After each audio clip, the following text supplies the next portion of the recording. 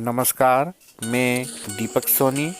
आज हम देखेंगे कक्षा 11वीं एनसीईआरटी का पाठ नमक का दरोगा, जिसके लेखक हैं प्रेमचंद। पाठ का सारांश देखने के पहले हम प्रेमचंद जी का जीवन परिचय देखेंगे। जैसे कि प्रेमचंद जी का मूल नाम धनपत राय है। इनका जन्म सन 1880 में लम्मी नामक गांव उत्तर प्रदेश में हुआ। इनकी प्रमुख रचनाएं हैं सेवा सदन, प्रेमाश्रय, रंगभूमि, निर्मला, कायाकल्प, गबन, कर्मभूमि, गोदान। ये प्रमुख इनके उपन्यास हैं। सोजे वतन, मानसरोवर, 8 खंड में गुप्तधन इनकी कहानी संग्रह हैं। करबला, संग्राम, प्रेम की देवी इनके प्रमुख नाटक है। कुछ विचार, विविध प्रसंग इनके प्रमुख निबंध संग्रह हैं। प्रेमचंद जी की मृत्यु सन 1936 में हुई। इस कहानी के 2 मुख्य पात्र हैं। पहला मुंशी वंशीधर, दूसरा पंडित आलोपी दिन। कहानी की शुरुआत ऐसे होती है। मुंशी वंशीधर अपनी पढ़ाई पूरी करके रोजगार ढूंढने के लिए शहर जाते हैं। तब उनके पिता उन्हें यह शिक्षा देते हैं कि यहाँ हमेशा ऊपरी आय वाली नौकरी ढूंढना, चढ़ावे को कभी भी इनकार मत करना, वेतन जो होता है वहाँ पूर्णमासी का चांद होता है और यहाँ मनुष्य द्वारा दिया जाता है।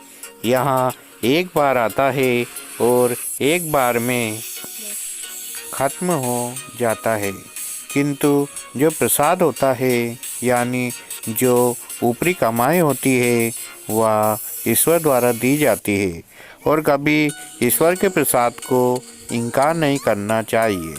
यानी कि वह अपने बेटे को रिश्वत लेने की सलाह देते हैं। उस समय अंग्रेजों ने नमक विभाग में मुंशी वंशीधर की नियुक्ति दरोगा के पद पर हो जाती है। वह बहुत मेहनत, लगन और ईमानदारी से अपना कार्य करते हैं, जिससे अफसरों में उनकी प्रसन्नता काफ़ी होती है और इनकी तरक्की होती है। एक रात जब दरोगा साहब मीठी नींद ले रहे थे और बाकी सारे सिपाही नशे में धुत पड़े थे, तभी कार्यालय से 1 मील दूर यमुना नदी पर बने हुए पुल पर गाड़ियों के जाने की गड़गड़ाहट की आवाज़ें आ रही थी। दरोगा की नींद खुली।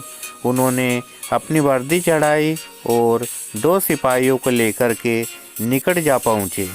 वहाँ पर जाने के बाद उन्होंने गाड़ियाँ रुकवाई और पहला सवाल पूछा कि यह गाड़ियाँ किसकी है।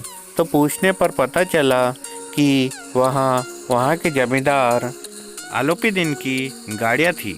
दूसरा सवाल पूछा उन्होंने, इन गाड़ियों में क्या है, लेकिन कोई जवाब नहीं मिला। लेकिन अब इनका शक गहरा हो गया। खुद के जांचने पर पता चला कि यह नमक की बोरियां थी। पंडित आलोपी दिन को बुलावा भेजा गया। पंडित आलोपी दिन आए और उन्होंने इनसे आपस में निपटारा करने को कहा। उन्होंने इन्हें रिश्वत देने की कोशिश की, लेकिन दरोगा ने इनकार कर दिया और यह आदेश दिया कि पंडित आलोपी दिन को गिरफ्तार कर दिया जाए, क्योंकि पंडित आलोपी दिन काफ़ी जानी मानी हस्ती थे। इस कारण से अपनी इज्जत मिट्टी में मिल जाने के डर से मूर्छित होकर गिर पड़े। अगले दिन अदालत में मुंशी वंशीधर और पंडित आलोपी दिन के बीच में मुकदमा हुआ। मुंशी वंशीधर के पास सच के अलावा कुछ नहीं था।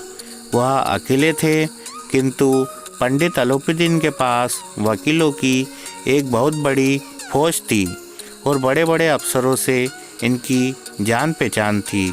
हुआ यहाँ कि पंडित आलोपी दिन निर्दोष साबित हुए कि कितने बड़े हस्ती एक छोटे से नमक के फायदे के लिए नमक का तस्करी नहीं करेगा। यह हुआ कि सच्चाई की हार हुई और धन की जीत हुई। यह खबर जंगल में आग की तरह फैल गई। दरोगा साहब कुछ दिन की छुट्टी लेकर घर गए। घर पर उनकी माँ उनसे गुस्सा थी। पिता की फटकार लगी। पत्नी ने उनसे कई दिन तक बातचीत नहीं की। दरोगा साहब बहुत उदास हो गए। तभी बीच में उनका सस्पेंशन लेटर भी आ गया। अब दरोगा साहब पूरी तरीके से टूट चुके थे। तभी एक दिन पंडित अलोपीदीन की गाड़ी दरोगा साहब के घर पर आकर रुकी। दरोगा के पिता ने उनका स्वागत किया और बेटे की गलती के लिए उनसे माफ़ी मांगी। किंतु पंडित अलोपीदीन मुंशी वंशीधर की काफ़ी प्रशंसा कर रहे थे कि वह ईमानदार, मेहनती है, बाकियों की तरह घूसखोर नहीं है। इस कारण से मुंशी वंशीधर की ईमानदारी से प्रसन्न होकर पंडित अलोपीदीन ने उन्हें अपने पूरे जायदाद का मैनेजर घोषित किया और साथ ही साथ उन्हें इसके अलावा कई सुविधाएं दी। यह खबर उन्होंने मुंशी वंशीधर को बाकायदा लिखित दी। इस प्रकार कहानी का यह निष्कर्ष निकलता है कि हमें ईमानदार होना चाहिए। कभी ना कभी हमें ईमानदारी का फल जरूर मिलेगा। धन्यवाद। आप सब्सक्राइब कीजिए हमारे चैनल को ताकि सबसे पहले आपको हमारे चैनल की अपडेट मिल जाए।